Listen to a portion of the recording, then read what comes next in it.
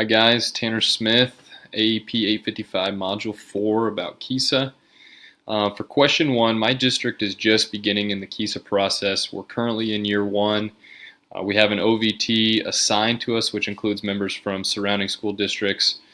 Our district has also established our DLT and BLT, and those teams have met frequently and recently. For relationships, my district shows little to no evidence in the categories of staff, students, families, community. This is due to the fact that we have no relationship models in place and have collected no data thus far. For relevance, my district overall is implementing. We have programs students utilize for academic planning. We also collect and analyze data from current and previous stakeholders to improve instructional strategies. And part of that is from previous students, which we gather quite a lot and useful data from. For responsive culture, we show no evidence on all categories except for the early childhood component, where we show implementing. This is due to the lack of documentation. And also for rigor, we show no evidence on all categories except for CTE, where we show implementing.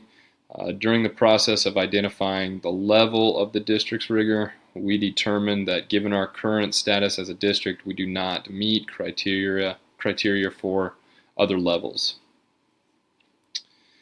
Then on question 2, I struggle with this one a little bit just from what I've observed and just in discussions I've had with my principal.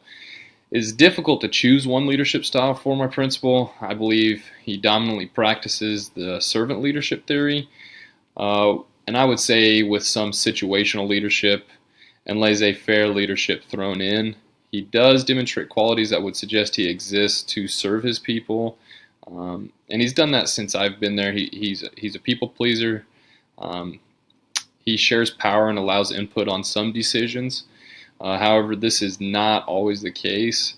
Other times he will be completely hands-off and allows some staff members to do their job how they see fit without input. This leads me to believe he also shows qualities of laissez-faire and situational leadership. Last question. The 2 goals our district have in year 1 is relationships and responsive culture. We show no evidence overall in each of these rubrics. To improve relationships and responsive culture, I would develop a project-based learning opportunity within our school curriculum. These opportunities would utilize community members and businesses. It would also allow parents to become more involved with their children's learning. By including community members and parents, our district would create a vision of community care and support for students, provide meaningful engagement of families and community, and also promote student success through newly established school operations. These would be the PSEL standards 5, 8, and 9. In conclusion, I believe project-based learning that includes all stakeholders would be beneficial to the overall education and success of students. Until next time, thanks.